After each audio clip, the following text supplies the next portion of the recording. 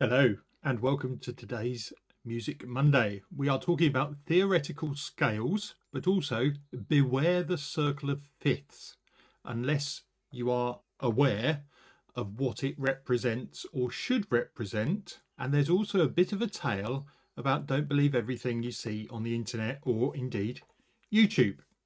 For example, on the left, you can see the circle of fifths that I used in previous videos to illustrate certain theories. And that's fine. It did its job. But if you look carefully at the bottom right section where it says G sharp minor and B and compare it to the one next to it that I have found, you will see that there is an A flat in the minor section inside and there is a C flat in the outer section, the major scales or key signatures. They're actually missing from that first diagram. Why is that? Well, it turns out that's not the only diagram that has this error in it. The first three images that came up on a Google search for me were all not incorrect but incomplete circle of fifths. And this is where theoretical scales come in. Because if you had not noticed, not every scale is represented on that circle. And we're going to go through them now. So if I zoom in, let's ask the simple question. What happened to G sharp major? We're looking around the outside ring for major keys and we're looking for G sharp. Well, it's not there. And pretty quickly you should spot, there's actually some more missing here as well. You are correct. If you examine the circle of fifths, there is no A sharp, B sharp, D sharp, E sharp, G sharp or F flat major scale. So those are not represented in the circle of fifths. But why is that?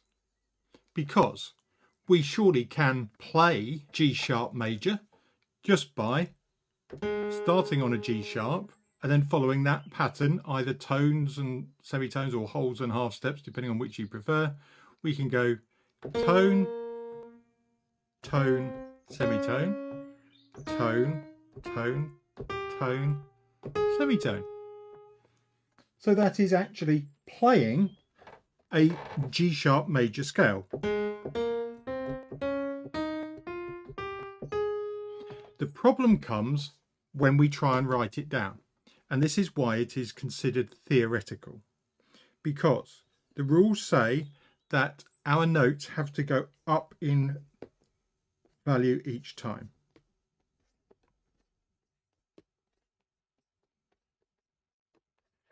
So we go from G to G and it must go G, A, B, C, D, E, F, G. Okay, now can we get, so G sharp is what we want to start on. Great. A sharp. We're going to have to call that B sharp.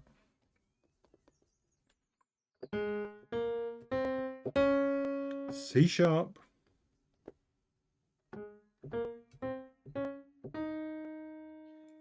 D sharp. E sharp. F. Oh dear. This is where the problem comes. I cannot call this F something. It is not F sharp and it's not F flat. It's actually F double sharp. Okay. But what you do not want to be doing is putting double sharps or double flats on the key signature. There are rare occasions where it does occur, but they are far and few between. And if anything, is going to confuse the musicians. So G sharp major is considered a theoretical scale or key signature because to make it work you would need a double sharp in this case. Okay, let's try it for another one. B sharp major, for example. So B is there, there's B sharp. Now you might say, well, that's obvious, we should just call that C major, not B sharp major. Similarly, if you say, why is there no E sharp major, that's obviously F major. But the same theory applies as we've just done for G sharp major. Let's work it out by writing down the scale as if this is B sharp major. The rule goes, you start on a note and it must go up incrementally. So we're going to go B, C, D, E, F, G, A, and back to B. We know we want to call this one B sharp, and the pattern we are following is, so we're going from B sharp, tone, and immediately we've got a problem. I can't call this note C something because it's not C sharp or C flat, it's C double sharp. So that means that double sharp can't work on a stave as a sharp mark. So that's out. B sharp major is a theoretical scale. So when we look at the minor scales, the inner circle, you will notice there is no B sharp, E sharp, C flat, D flat, F flat or G flat available for us to use. And again, it's because of this double sharp, double flats. Let's pick one that sounds like it should exist. D flat minor sounds like a reasonable name for a scale. Let's do it. We're going to start on a D something, then it's going to have to go E, F, G, A, B, C, D. We know we're trying to work out D flat, so we're going to start on D flat. So for a minor scale, there's the pattern. Tone, semitone, tone, tone, or whole, half, whole, whole. So we're going to go from D flat, we're going to go tone to E flat, F flat, all good so far. And then we're going to go tone, yep, G flat, A flat,